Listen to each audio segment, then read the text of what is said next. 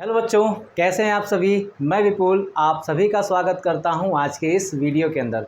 बच्चों, जैसा कि हमारा ये आधुनिक भारत का सेशन चल रहा था और इसमें हम राष्ट्रीय आंदोलन पढ़ रहे थे और राष्ट्रीय आंदोलन से बच्चों आने वाली सारी परीक्षाओं के लिए बहुत ही इम्पोर्टेंट प्रश्न बन सकते हैं यहाँ पे। ठीक है, तो आज की सीरीज में हम स्टार्ट करने जा रहे हैं साइमन कमीशन का विरोध और देखेंगे किस प्रकार से जो हमने पिछला जो भी वीडियो पढ़ा है, जो भी हमने पूरा का पूरा टॉपिक पढ़ा है, उसके आगे रिलेट करते हुए हम लेकर के इसको चलने वाले हैं बच्चों। ठीक है, अगर आप चैनल पे नए हैं चैनल को सब्सक्राइब कर लीजिएगा, वीडियो को लाइक करना ना भूलिएगा बच्चों। ठीक है ना।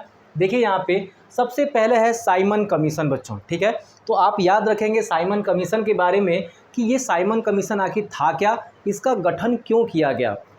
तो आप देखेंगे इसकी जो जड़ है बच्चों ना, वो 1919 के भारत शासन अधिनियम जो कि मांटेग्यू चेम्सफोर्ड सुधार के नाम से जाना जाता था बच्चों, उसकी जड़ में ये पूरा का पूरा कमीशन है बच्चों। क्योंकि जब ये सुधार बनाया गया तो वहाँ पे एक प्रावधान दिया गया कि आज से 10 साल बाद यानी कि 1919 से 1929 के अंदर हम एक आयोग गठित करेंगे और आयोग गठित करने के बाद हम देखेंगे कि क्या हमने जो यहाँ पे उत्तरदायित्व का सिद्धांत दिया है क्या वो ठीक तरह से काम कर रहा है। अगर ठीक तरह से काम करेगा तो हम आगे जो है और भी सुधार आगे हम करेंगे यहाँ पे। ठीक है ना। लेकिन याद रखिएगा कि उस समय की सत्ता में कंजर्वेटिव पार्टी जो थी ब्रिटेन की, वो 1929 के अंदर जो चुनाव होने वाले थे उससे पहले ये सारा का सारा काम कर लेना चाहती थी। क्योंकि उसके बाद अगर उनको डर था कहीं लिबरल पार्टी अगर सत्ता में आ गई तो थोड़ा सा उदारवादी रुख अपनाएगी और अपनाने के बाद जो है भारतीयों को स्वशासन दे सकती है। ठीक है ना। इस वजह ने क्या हुआ कि कंजर्वेटिव पार्टी के जो सचिव थे बच्चों लॉर्ड बिरकनहेड, उन्होंने एक आयोग गठन किया। जबकि 29 में होना था इस आयोग का गठन, लेकिन 27 में ही 1927 ईस्वी के अंदर ही इस आयोग की घोषणा कर दी जाती है बच्चों। याद रखिएगा क्वेश्चन मैंने क्या कहा, इस आयोग की घोषणा 1927 में ही कर दी जाती है। भले ही ये 28 में भारत आता है बच्चों, लेकिन 1927 में इसकी घोषणा कर दी जाती है। उस समय के जो राज्य सचिव थे, भारत सचिव थे लॉर्ड बिरकनहेड के द्वारा। ये भी याद रखेंगे लॉर्ड बिरकनहेड, जो मैं यहाँ पे लिख नहीं पाता हूँ वो मैं आपको बोल देता हूँ। ठीक है बच्चों। अब यहाँ पे देखेंगे कि चूंकि इस साइमन कमीशन का नाम जो वास्तविक नाम था उसे हमें जानना है। साइमन कमीशन का वास्तविक नाम भारत विधिक आयोग था बच्चों, याद रखिएगा। यानी कि अगर आपसे पूछ देगा साइमन कमीशन का वास्तविक नाम क्या था, तो आपको याद रखना भारतीय विधिक आयोग था। और इसमें जो है इसकी कह सकते हैं कि गठन की घोषणा कब होती है, नवंबर 1927 मैंने बता दिया लॉर्ड बिरकनहेड के द्वारा इसकी यहाँ पे होती है घोषणा बच्चों, नवंबर 1927। लॉर्ड बिरकनहेड कौन थे, भारत सचिव थे बच्चों। ठीक है ना, ब्रिटिश शासन के अंदर। अब देखेंगे इस पूरे के पूरे भारत विधिक आयोग में कितने कुल सदस्य थे बच्चों, तो सदस्यों की जो संख्या थी वो 7 थी। और इसमें जो अध्यक्ष थे बच्चों, इस पूरे कमीशन के जो अध्यक्ष थे वो थे सर जॉर्ज साइमन बच्चों।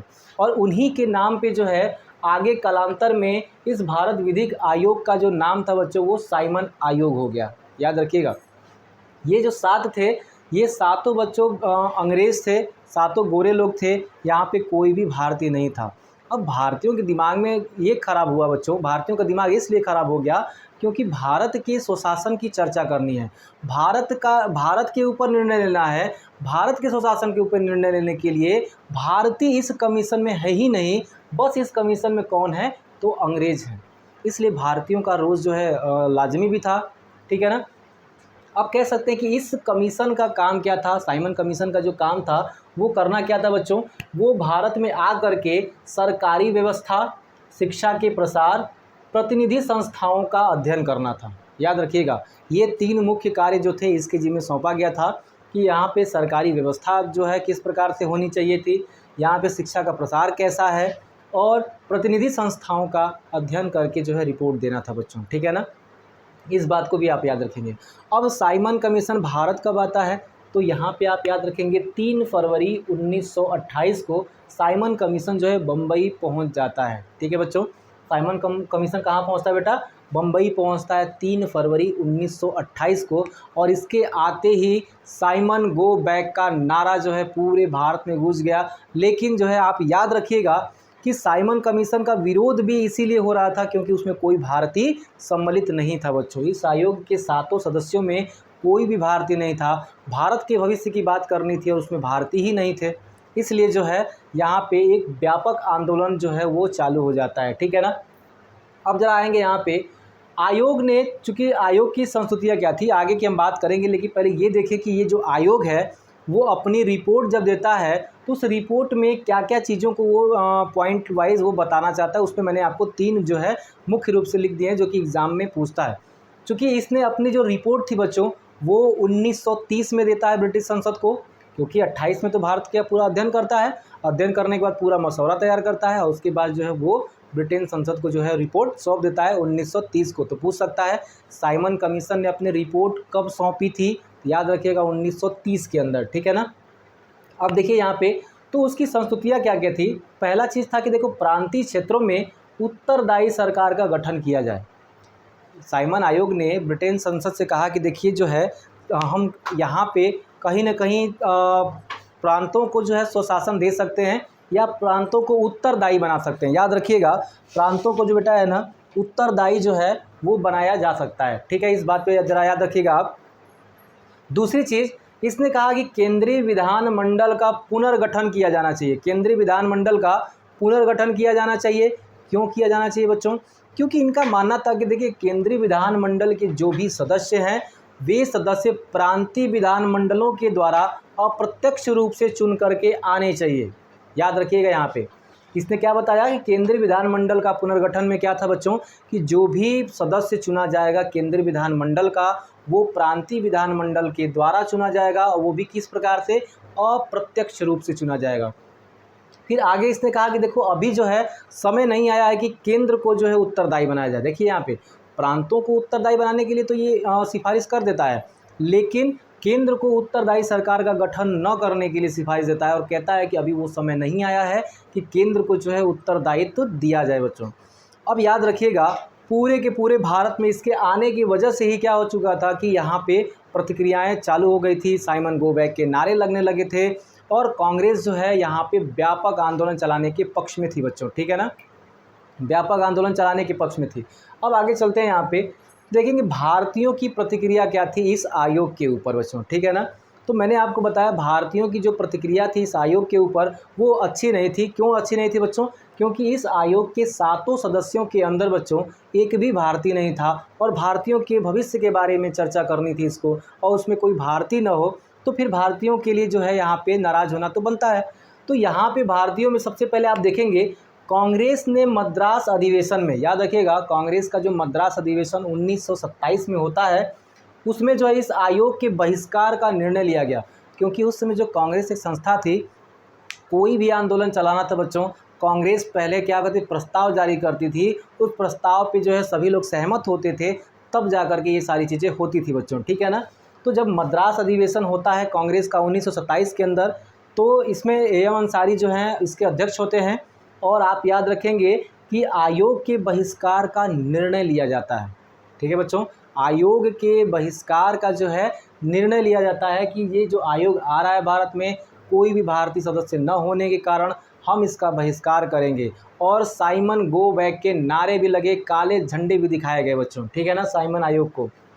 फिर देखेंगे चूँकि कांग्रेस के साथ कौन कौन से दल मिल करके ये पूरा का पूरा बहिष्कार आंदोलन चला रहे थे, तो हम देखेंगे यहाँ पे सम्मिलित पार्टियों मैंने लिख दिया है। ठीक है बच्चों, किसान मजदूर party, liberal federation, Hindu Mahasabha और मुस्लिम लीग, ये मुख्य रूप से कांग्रेस के साथ मिल करके बच्चों ये पूरा का पूरा आंदोलन चला रहे थे। ठीक है ना। फिर आगे देखेंगे आप कि कौन सी पार्टी सम्मिलित नहीं हुई थी साइमन आयोग के विरोध में, तो आप याद रखेंगे पंजाब में संघवादियों ने तथा मद्रास की जस्टिस पार्टी ने इसमें कोई भी यहाँ पे सम्मेलन में भाग नहीं लिया था, बहिष्कार आंदोलन में भाग नहीं लिया था। तो यहाँ से क्वेश्चन पूछ देगा कि निम्न में से किस संगठन ने साइमन कमीशन में अपना जो है भाग लिया था, साइमन कमीशन के विरोध में अपना हिस्सादारी निभाई थी बच्चों। ठीक है ना, और किसने नहीं निभाई थी, तो आप यहाँ पे याद रखेंगे मुख्य रूप से। अब याद रखिएगा कि जब कांग्रेस ने ये पारित कर दिया, कांग्रेस ने अनुमोदन कर दिया कि नहीं हम लोग क्या करेंगे कि बहिष्कार करेंगे आयोग का, तो जगह जगह पे बच्चों बहिष्कार होने लगे। पूरे भारत में जो है साइमन का जो है यहाँ पे बहिष्कार होने लगा, साइमन गो बैक के नारे लगने लगे, धरने दिए गए, प्रदर्शन किए गए बच्चों। और जो है आप देखेंगे कि जब पुलिस को लगा कि ये अब ज़्यादा हो रहा है, तो अंग्रेज़ सरकार जो है इनके दमन पे उतर आई। और दमन के संदर्भ में आप देखेंगे कि लखनऊ में जवाहरलाल नेहरू और जीबी पंत के ऊपर अंग्रेज़ों ने लाठियाँ बरसा दी बच्चों, ठीक है ना। जवाहरलाल नेहरू और जीबी पंत को लखनऊ में पीटा गया। और इसी क्रम में एक सबसे महत्वपूर्ण घटना जो घटती है, लाहौर के अंदर लाला लाजपत राय को बच्चों बुरी तरह से मारा गया था, ठीक है। सांडर्स ने लाहौर के अंदर जो था वो लाला लाजपत राय पे जो है लाठीचार्ज करा दी। और लाठीचार्ज कराते समय जो है इनको जो है एक कह सकते हैं लाठीचार्ज की वजह से एक आघात लगा था, अंदरूनी चोट लगी थी बच्चों। और अंदरूनी चोट के कारण क्या हुआ कि 17 नवंबर 1928 को जो है इनकी मृत्यु हो जाती है। और इसी गुस्से में भगत सिंह ने क्या किया था, दिसंबर 1928 में सांडर्स का निपटारा कर दिया था बच्चों, ठीक है ना। और इसी लाहौर षड्यंत्र केस की वजह से उनको 23 मार्च 1931 को फांसी की सज़ा दी गई थी बच्चों, याद रखेंगे इस बात को भी, ठीक है ना। मैंने इसे आपको पिछले वीडियो में बता दिया था। अब आप देखेंगे, अब चूंकि जब भारतीय इस पर नाराज़ हो जाते हैं और भारतीय कहते हैं कि नहीं आपने जो चीज़ें की है ना वो बहुत बेकार है, ठीक है ना। तो अब याद रखिएगा कि जो वहाँ का जो लॉर्ड बिरकनहेड है वो कहता है कि ठीक है, अगर आपको लगता है कि हमारा संविधान आपके अनुसार नहीं है तो आप ही लोग संविधान बना के दिखा दो। उसने चुनौती दी लॉर्ड बिरकनहेड ने कि आप ही लोग संविधान बना के दिखा दो। तो यहाँ पे उसकी चुनौती स्वीकार, देखिए वो चुनौती क्यों देना चाहता था, वो जानता था कि भारत में विविधताएं हैं और भारत में विविधताओं की वजह से अगर एक पक्ष को संतुष्ट करेंगे दूसरा पक्ष नाराज़ हो जाएगा, दूसरे पक्ष को संतुष्ट करने जाएंगे पहला पक्ष नाराज़ हो जाएगा। इस वजह से वो लॉर्ड बिरकनहेड जानता था कि ये संविधान का निर्माण नहीं कर पाएंगे। लेकिन फिर भी मोतीलाल नेहरू, नेहरू का मतलब जो है बच्चों मोतीलाल नेहरू, जवाहरलाल नहीं, उनके पिता मोतीलाल नेहरू ने उनकी चुनौती को स्वीकार किया और संविधान गठन के लिए एक उप समिति बनाई अपनी अध्यक्षता में बच्चों, बात याद रखिएगा, ठीक है ना। तो यही है नेहरू रिपोर्ट बच्चों। नेहरू रिपोर्ट के बारे में जब पढ़ेंगे तो याद रखिएगा कि तत्कालीन जो भारत सचिव था लॉर्ड बिरकनहेड बच्चों, लॉर्ड बिरकनहेड की चुनौतियों को ये स्वीकार करते हैं और स्वीकार करने के बाद अपनी अध्यक्षता में बच्चों दिल्ली में सभी दलों की बैठक बुलाते हैं। सभी दलों का मतलब, क्योंकि इनको पता था कि अंग्रेज़ क्या चाहते हैं, उनको पता था कि अंग्रेज़ जो है वो जानते थे कि इनके बीच सहमति नहीं बन पाएगी। और आखिर में हुआ भी बच्चों यही, आखिर में जो है वास्तव में इनके बीच सहमति नहीं बन पाई। लेकिन अगर शुरुआती दौर देखेंगे तो सहमति बनाने में, अंडरस्टैंडिंग में जो है मोतीलाल नेहरू ने बहुत बढ़िया भूमिका निभाई। और इन्होंने सबसे पहले 1928 में अपनी अध्यक्षता में जो है दिल्ली में एक बैठक बुलाई बच्चों, सारे दलों की दिल्ली में बैठक बुलाई। लेकिन फिर बाद में ये बैठक जो है बच्चों पुणे में बुलाई गई। दिल्ली के बाद जो है ये बैठक जो बेटा फिर पुणे में बुलाई गई। और यहाँ पे मोतीलाल अध्यक्ष होते हुए एक उप समिति गठित करते हैं बच्चों, याद रखिएगा, एक उप समिति गठित करते हैं यहाँ पे संविधान बनाने के लिए, ठीक है ना। क्योंकि अगर आपको संविधान का निर्माण करना है तो संविधान के निर्माण करने के लिए आपको किसी समिति की आवश्यकता होगी और वो समिति आपको अनुशंसाएं देगी बच्चों। अब देखना ये है कि इस समिति में कौन कौन लोग थे बच्चों। तो सबसे पहले इस समिति में मोतीलाल नेहरू इसके अध्यक्ष थे बच्चों। और इस उप समिति के सदस्य में जो थे बच्चों वो अली इमाम थे, सुभाष चंद्र बोस थे, एम एनी थे बच्चों, मंगल सिंह थे, शोएब कुरैशी थे, जीआई प्रधान थे, तेज बहादुर सप्रू थे बच्चों। इस उप समिति के ये लोग सदस्य हुआ करते थे। तो आपसे क्वेश्चन पूछ सकता है कि निम्न में से कौन सा एक सदस्य इस उप समिति के सदस्य नहीं थे। तो आपको जो है यहाँ पे ध्यान में रखना है सारी चीज़ों को, आप ध्यान दीजिएगा। और इन सभी लोगों ने मिल करके संविधान मसौदा पे चर्चा किया और चर्चा करने के बाद बच्चों अगस्त 1928 में एक रिपोर्ट पेश की इस पूरी समिति ने बच्चों, इस पूरे उप समिति ने एक रिपोर्ट पेश की और इसी रिपोर्ट को हम नेहरू रिपोर्ट कहते हैं बच्चों, याद रखिएगा। तो नेहरू रिपोर्ट कब आया, तो अगस्त 1928 में नेहरू रिपोर्ट जारी किया जाता है। किसके द्वारा, जवाहरलाल नेहरू के द्वारा नहीं, मोतीलाल नेहरू के द्वारा, जो कि उनके पिता थे बच्चों, ठीक है। अब जो है इस रिपोर्ट के अंदर क्या क्या अनुशंसाएं दी गई थी जरा उसको भी देख लेते हैं, क्या क्या रिपोर्ट में बताया गया था। तो मैंने मुख्य चीज़ों को यहाँ पे लिया है, बहुत सारी चीज़ें थी लेकिन जो आपके एग्जाम के लिए इंपॉर्टेंट हो सकती है, जो मुख्य चीज़ें उसको मैंने यहाँ पे लिया है। देखिए यहाँ पे भारत को पूर्ण कह सकते हैं भारत को पूर्ण औपनिवेशिक स्वराज का दर्जा मिले, याद रखिएगा। पहला ही इन्होंने क्या बताया बच्चों कि भारत को जो है पूर्ण औपनिवेशिक स्वराज, मतलब स्वराज नहीं, औपनिवेशिक स्वराज मतलब भारत में जो है ना शासन तो हम लोग करेंगे लेकिन कह सकते हैं कि ब्रिटेन के नाम पे करेंगे। जैसे कि इस समय हमारा भारत का जो पूरा का पूरा शासन चलता है राष्ट्रपति के नाम पे चलता है, उसी तरह से जो है कह सकते थे कि भारत का जो पूरा राजपाट चलेगा ब्रिटेन के नाम पे चलेगा, लेकिन वास्तविक सत्ता जो होगी भारतीयों के हाथ में ही होने वाली है, ठीक है ना। फिर कहा कि यहाँ पे भाषाई आधार पे प्रांतों का गठन किया जाएगा। जो प्रांतों का गठन है बेटा वो भाषाई आधार पे किया जाएगा, इस बात को भी आप याद रखिएगा। फिर इसमें एक और बात थी 19 मौलिक अधिकारों की, और अगली बात जो थी 19 मौलिक अधिकार इसमें शामिल होने चाहिए। संविधान बनेगा तो मौलिक अधिकार होने चाहिए, तो 19 मौलिक अधिकारों को इसमें शामिल किया गया। तो क्वेश्चन पूछ सकता है नेहरू रिपोर्ट में कितने मौलिक अधिकारों को सम्मिलित किया गया था, तो 19। फिर आपसे पूछ सकता है कि उत्तरदायी, यहाँ देखिएगा केंद्र व राज्य दोनों को उत्तरदायी सरकार की स्थापना करनी चाहिए, क्योंकि आप देखेंगे 1919 का भारत शासन अधिनियम केवल प्रांतों में, लेकिन केंद्र में वहाँ पे क्या है उत्तरदायी शासन की व्यवस्था नहीं करता है। जो साइमन कमीशन की रिपोर्ट थी बच्चों, उस रिपोर्ट में भी बताया गया कि प्रांतों में तो आप उत्तरदायी दे सकते हैं शासन, लेकिन केंद्र में नहीं देना है, ठीक है ना।